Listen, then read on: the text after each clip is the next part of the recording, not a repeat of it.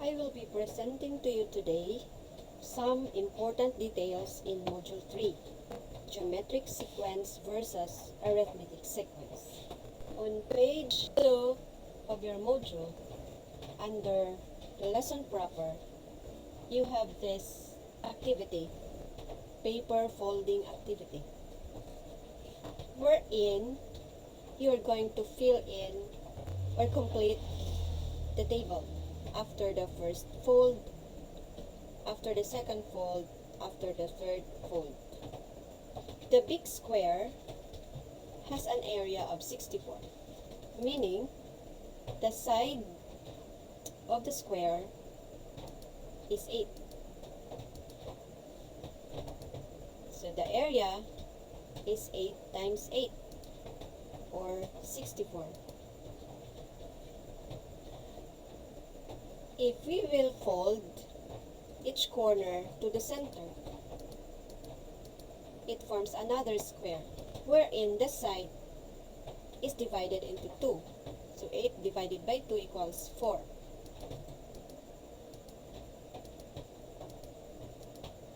And one fold forms a right triangle with legs 4 and another leg equals to 4. The hypotenuse serves as the side of the square after the first fold. To find the measure of the side of the square, we will just get the square root of 4 squared plus 4 squared. 4 squared equals 16. So we have the square root of 16 plus 16 is 32, or 2 times 16.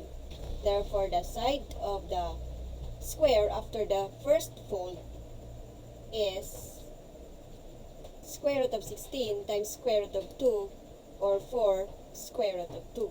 To find the area of the square after the first fold, we will multiply 4 square root of 2 times 4 square root of 2, which is equal to 16 times 2. Because 4 times 4 equals 16, and square root of 2 times square root of 2 equals 2. The area after the first fold is 32. After the second fold, that would be 16. And after the third fold would be 8. 64, 32, 16, and 8 is an example of geometric sequence. The common ratio is 1/2. It is represented by small letter r.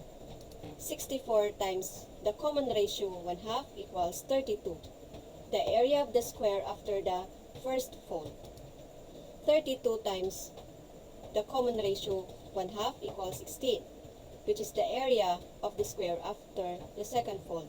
16 times 1/2 equals 8, which is the area of the square after the third fold.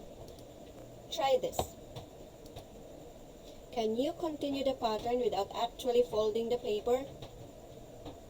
If yes, then what is the area of the square after the 8th fold?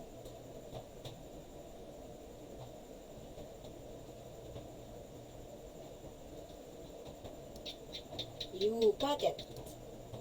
The area of the square after the 8th fold is 1/4, because 1/2 times 1/2 equals 1/4. How is geometric sequence different from arithmetic sequence? The sequence 64, 32, 16, 8, 4, 2, 1, 1/2 is an example of geometric sequence, while 64, 64 and 1/2, 65, 65 and 1/2, 66, 66 and 1/2, 67, 67 and 1/2 is an example of arithmetic sequence. 64, 32, 16, 8, 4, 2, 1, and 1/2 has the common ratio 1/2, while 64, 64 and 1/2, 65, 65 and 1/2, 66, 66 and 1/2, 67, 67 and 1/2 has a common difference, which is symbolizes by D, equals 1/2.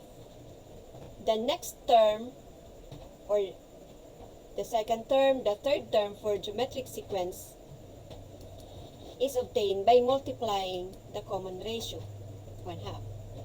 So for example, 64 times 1/2 equals 32, which is the second term. 32 times 1/2 equals 16, which is the third term. 16 times 1/2 equals 8, which is the fourth term. 8 times 1/2 equals 4, which is the fifth term. And 4 times 1/2 equals 2. 2 times 1/2 equals 1. 1 times 1/2 equals 1/2, the last term. For arithmetic sequence, the next term or the second term is obtained by adding the common difference 1/2. So 64 plus 1/2 equals 64 and 1/2, the second term. The third term is obtained by adding 64 and 1/2 plus 1/2, which is 65. 65 plus 1/2 equals 65 and 1/2, the fourth term. 65 and 1/2 plus 1/2 equals 66, the fifth term. So again, in geometric sequence, we will multiply the common ratio to find the next term. And in arithmetic sequence, we will add the common difference to get the next term. Happy learning! Stay safe, stay healthy, pray always.